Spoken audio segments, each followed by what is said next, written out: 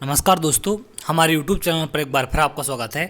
आज मैं आपके लिए आरआरबी एनटीपीसी सीबीटी 2 एग्ज़ाम का एनालिसिस लेकर आया हूं, जिसमें हम बात करेंगे 15 जून की पहली शिफ्ट के एनालिसिस के बारे में, जो कि लेवल 5 का एग्ज़ाम था। तो इसमें कैसे क्या क्वेश्चन पूछे गए हैं, लगभग 40 से ज़्यादा क्वेश्चन मेरे पास आ चुके हैं। तो यहाँ से आप भी अपने क्वेश्चन मैच कर सकते हैं कि आखिर आपने आंसर क्या लगाया था और कितने क्वेश्चन लगभग आपके जीएस में सही हो रहे हैं। तो यहाँ से बहुत सारे क्वेश्चन ऐसे हैं जो लगातार 12 जून से जो एग्ज़ाम चल रहा है आपके, उन टॉपिक से लगातार क्वेश्चन पूछे जा रहे हैं और उनका वेटेज भी ज़्यादा बना हुआ है एग्ज़ाम में। तो उन टॉपिक को भी मैं आपको बताऊंगा बीच बीच में क्वेश्चन जहाँ भी आएंगे कि कौन से टॉपिक पर आप ज़्यादा ध्यान दें, क्योंकि लास्ट टाइम में बहुत इंपॉर्टेंट होता है उन टॉपिक को पढ़ना जहाँ से क्वेश्चन ज़्यादा पूछे जाते हैं। तो चलिए स्टार्ट करते हैं। पहला क्वेश्चन पूछा गया था, बजट का चर्चा संविधान के किस अनुच्छेद में है। तो देखिए, ये सबसे मेन इंपॉर्टेंट है आर्टिकल, आपके अनुच्छेद आपको पढ़ने हैं। इनसे कम से कम 2 क्वेश्चन आपके एग्जाम में पूछे जा रहे हैं और ये 12 जून से लेकर अब तक लगातार बने हुए हैं क्वेश्चन। तो बजट की चर्चा किस संविधान के अनुच्छेद में है? अनुच्छेद 112 में। अगला पूछा गया था, भारतीय संविधान में हाई कोर्ट के बारे में किस अनुच्छेद में है। तो हाई कोर्ट के बारे में पूछा गया था, अनुच्छेद 214 में है हाई कोर्ट के लिए। अगला पूछा गया था, अनुच्छेद 315 किससे संबंधित है। 3 क्वेश्चन आज आर्टिकल से पूछे गए हैं, आप इंपॉर्टेंस समझ सकते हैं आर्टिकल की कितनी इंपॉर्टेंट है। तो अनुच्छेद 315 यूपीएससी और स्टेट पीसीएस से संबंधित है। अगला पूछा गया था, मौलिक कर्तव्य किस देश से लिया गया है। तो कहाँ से लिए गए थे? रूस से। ये भी बहुत इंपॉर्टेंट है, इनको आप पढ़ के जाएं। अगला पूछा गया था, मध्य प्रदेश राज्य द्वारा दिया जाने वाला तानसेन पुरस्कार 2020 में किसने जीता। तो 2020 की यहाँ पर बात की गई थी, तो 2020 में मिला था सतीश व्यास को। अगला पूछा गया था, ब्रह्म समाज की स्थापना किसने की। तो किसने की थी? राजा राम मोहन राय ने। अगला क्वेश्चन था, सरहुल त्यौहार किस राज्य में मनाया जाता है। तो कहाँ पर मनाया जाता है ये? झारखंड में। तो देखिए, यहाँ पर त्योहारों से संबंधित, आर्ट एंड कल्चर से संबंधित क्वेश्चन आपके लगातार पूछे जा रहे हो, तो इनको आप जरूर देख के जाएं। अगला पूछा गया था, भारत में शेरों के लिए प्रसिद्ध अभ्यारण्य कहाँ है। तो गिर है, गुजरात का है जो कि, तो गिर अभ्यारण्य शेरों के लिए बहुत प्रसिद्ध है। अगला मोस्ट इंपॉर्टेंट है, जनगणना 2011। तो जनगणना 2011 से संबंधित बहुत ही ज़्यादा क्वेश्चन पूछे जा रहे हैं आपके। 2011 के तहत एससी की सबसे ज़्यादा प्रतिशत किस राज्य में है। तो कहाँ पर है ये? पंजाब में। तो जनसंख्या से संबंधित आप 2011 के जो रिकॉर्ड हैं या जो आंकड़े हैं उनको जरूर देख के जाएं।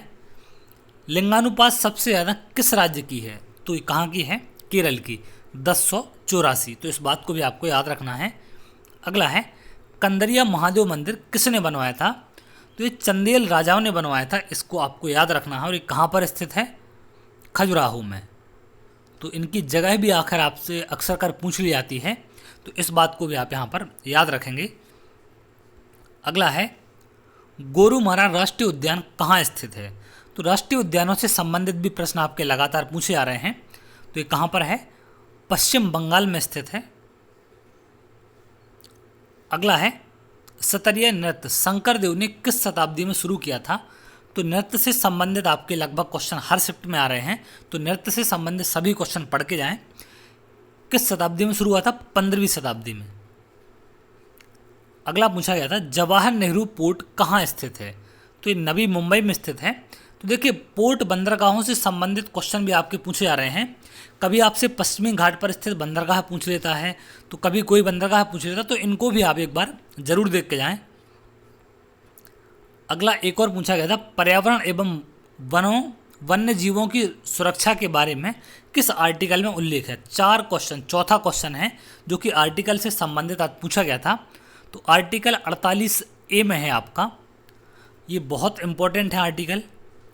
अगला पूछा गया था, चांद बीबी ने किस जगह को बचाया था। तो अहमदनगर की रक्षा करने के लिए इनको जाना जाता है, ये बहुत प्रसिद्ध हैं और ये अकबर की मुगल सेना से इन्होंने अहमदनगर को बचाया था। अगला पूछा गया था, कॉपर खदान के लिए प्रसिद्ध जगह कौन सी है। तो खेतड़ी एक जगह है राजस्थान में जो बहुत ही ज़्यादा प्रसिद्ध है कॉपर के लिए। अगला पूछा गया था, भारत में ऑयल कहाँ से निकलता है? तो कहाँ से निकलता है? बॉम्बे हाई से। अगला था पंडित भीमसेन जोशी किस घराने से संबंधित हैं? कहाँ से हैं? किराना घराने से। तो देखिए, घराने से संबंधित एक व्यक्ति से संबंधित आपका क्वेश्चन जरूर पूछे जा रहे हैं, तो एक बार इंपॉर्टेंट घराने हैं उनको भी आप देख के जाएं। अगला पूछा गया था इजराइल में कौन सी कम्युनिटी सबसे ज़्यादा निवास करती है? तो कौन सी करती है? यहूदी। अगले क्वेश्चन की ओर बढ़ते हैं। अगला पूछा गया था नागा शैली कहाँ प्रचलित है? तो कहाँ पर है ये? उत्तर भारत में। अगला है global fire power index. Global fire power index में ग्लोबल फायर पावर इंडेक्स में भारत के स्थान पूछा गया था, क्या है? तो 4th प्लेस रहा है भारत का इसमें। अगला पूछा गया था एंजल जलप्रपात कहाँ पर स्थित है? तो वेनेजुएला, यहाँ प्रिंटिंग मिस्टेक है, वेनेजुएला में स्थित है आपका एंजल जलप्रपात।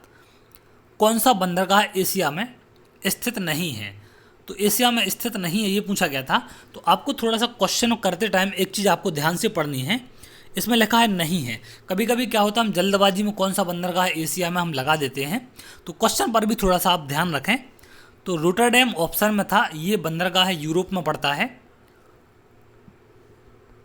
अगला पूछा गया था अगस्त 2021 के अनुसार नीरज चोपड़ा की भाला फेंक में विश्व में कौन सा स्थान? तो देखिए, अगस्त 2021 का इसमें मेंशन किया गया था, तो दूसरा स्थान है। बाकी आपको जिस क्वेश्चन में ऐसा लगे कि उसके ऑप्शन में ये नहीं था, तो आप कमेंट करके बता सकते हैं। अरावली पर्वत से कौन सी नदी निकलती है जो कच्छ के रण में लुप्त हो जाती है? तो लूनी नदी है। अगला पूछा गया था जनसंख्या की दृष्टि से विश्व का दूसरा सबसे बड़ा महाद्वीप कौन सा है? तो अफ्रीका महाद्वीप विश्व का दूसरा सबसे बड़ा महाद्वीप है। सबसे पहला कौन सा है? एशिया। तो फर्स्ट वाला भी आपको याद रखना है, पहला है एशिया। अगला पूछा गया था मानव विकास सूचकांक 2021 में भारत की स्थिति क्या है? उसके जो ऑप्शन दिए गए थे मध्य, उच्च, निम्न, इस तरीके से दिए गए थे। इसमें कोई ऐसा नंबर नहीं दिया गया था कि 4th है, 25th है, 67 है, ऐसा कुछ नहीं था। मध्य, उच्च, निम्न इस टाइप से ऑप्शन करके यहाँ पर दिए गए थे। अगला पूछा गया था कुषाण मूर्ति कला किस जगह के मठ में है? तो किस जगह के मठ में? इसमें ऑप्शन थे बिहार, गुजरात, मध्य प्रदेश, इस टाइप से क्वेश्चन ये आज पूछा गया था। अगला पूछा गया था IPv4 का एड्रेस निब्बल में कितना है? तो कितना होता है ये? 32 बिट होता है। अगला पूछा गया था टेनिस में जूनियर विंबलडन अवार्ड किसने जीता है? तो किसने जीता है? समीर बनर्जी ने। अगला क्वेश्चन पूछा गया था माइक्रोसॉफ्ट एक्सेल में बाएं तरफ होम मेन्यू में AA किसे प्रदर्शित करता? आपने देखा होगा एक ऐसा AA टाइप का साइन होता है जो कि अपर केस और लोअर केस को चेंज कन्वर्ट करने के लिए यूज किया जाता है। बाकी ऑप्शन में जो भी चीज़ें हो आप उनको बता सकते हैं। अगला था मानव शरीर में कितने लिंग गुणसूत्र होते हैं? तो कितने होते हैं? 2। अगला पूछा गया था कौन सा पेड़ शंकुधारी पेड़ नहीं है? तो देखिए, देवदार, चीड़, ये दोनों पेड़ शंकुधारी पेड़ हैं। इनके अलावा और भी ऑप्शन जो होंगे उनमें हमें देखना पड़ेगा कि ऑप्शन में कौन कौन से पेड़ थे, उसके हिसाब से ही हम इसका आंसर कर सकते हैं। अगला पूछा गया था DRDO ने कौन सी मिसाइल लॉन्च की है? तो कौन सी की है? हेलेना। तो DRDO वगैरह से संबंधित प्रश्न भी आपके लगातार बन रहे हैं। रंगमन नृत्य किस राज्य से संबंधित है? ये कहाँ का है? नागालैंड का। तो आर्ट एंड कल्चर भी बहुत इंपॉर्टेंट है। और दूसरा है आर्टिकल, इनको आप पढ़ के जरूर जाएं। अवध को किसने चेरी कहकर बुलाया था? तो किसने बुलाया था? लॉर्ड डलहौजी ने। अगला पूछा गया था 2020 ईस्वी में कौन सी योजना शुरू की गई थी? कौन सी की गई थी? स्वर्ण ग्राम स्वरोजगार योजना। अगला क्वेश्चन था हरित क्रांति में कौन सी फसल आती है? तो कौन सी फसल आती है? गेहूं और चावल। ये हरित क्रांति से संबंधित लगभग सभी एग्जाम में पूछे जाते हैं, तो इनके बारे में याद रखना। भारत में शुरुआत कब हुई थी हरित क्रांति की? 1966-67 में। इसे प्रारंभ करने का श्रेय प्रोफेसर नॉर्मन बोरलॉग को जाता है, लेकिन भारत में अगर बात की जाए तो MS स्वामीनाथन को इसका जनक माना जाता है हरित क्रांति का। तो वर्ल्ड की बात की जाए तो नॉर्मन बोरलॉग होंगे, और भारत की अगर बात की जाए तो MS स्वामीनाथन। इन दोनों चीज़ों को आपको यहाँ पर याद रखना है। अगला था जैप टेक्नोलॉजी का विकास किसने किया है? तो किसने किया है? भारतीय वायुसेना में DRDO ने इसको बनाया था, जो कि भारतीय वायुसेना में सम्मिलित है। तो यहाँ से ऑप्शन पर डिपेंड करता है, ऑप्शन में क्या था, आप कमेंट करके बताएं इसको। अगला है, गुड़ी पड़वा को हिंदी पंचांग के अनुसार किस तिथि को मनाया जाता है? देखिए, महाराष्ट्र में प्रमुख रूप से इसको मनाते हैं 22 मार्च इसकी तारीख है। नववर्ष जब स्टार्ट होता है तो लगभग उस टाइम पर इसको मनाया जाता है। अगला पूछा गया था, बांग्लादेश की प्रधानमंत्री शेख हसीना को कौन सा अवार्ड मिला है? तो SDG प्रोग्रेस अवार्ड मिला था शेख हसीना के लिए। अगला था, तीव्र विकास किस पंचवर्षीय योजना का उद्देश्य था? एक ये क्वेश्चन पंचवर्षीय योजनाओं से आपके लगातार प्रश्न बन रहे हैं, तो इनको भी एक बार आप देख के जाएं। चैम्बर ऑफ कॉमर्स का अवार्ड किस इंस्टीट्यूट को मिला है? एक क्वेश्चन ये पूछा गया था, तो शायद इसका आंसर ICC होगा मेरे हिसाब से, बट एग्जैक्ट मुझे ऑप्शन नहीं पता, ना तो ये क्लियर हुआ इसमें कि किस सन की बात हो रही थी, कौन से सन का आंसर था। तो यहाँ पर थोड़ा सा आप इस क्वेश्चन को देख लेना, लेकिन अवार्ड पूछा गया था चैम्बर ऑफ कॉमर्स का अवार्ड किसको मिला है। तो ये थे आज की शिफ्ट में जो क्वेश्चन आपके पूछे गए थे। सारे क्वेश्चन लगभग 40 से ज़्यादा क्वेश्चन, लगभग 45 क्वेश्चन हैं जो कि आज मिल चुके हैं 50 में से। तो इनमें से जो भी इंपॉर्टेंट टॉपिक लग रहे हैं या जो भी बार बार रिपीट हो रहे हैं वो मैंने आपको बता दिए हैं। सबसे पहला है आपको आर्टिकल पढ़ के जाना, 4 क्वेश्चन कम से कम बने हैं। उसके बाद नृत्य डांस वगैरह आप देख के जाएं, उनसे भी क्वेश्चन आ रहे हैं।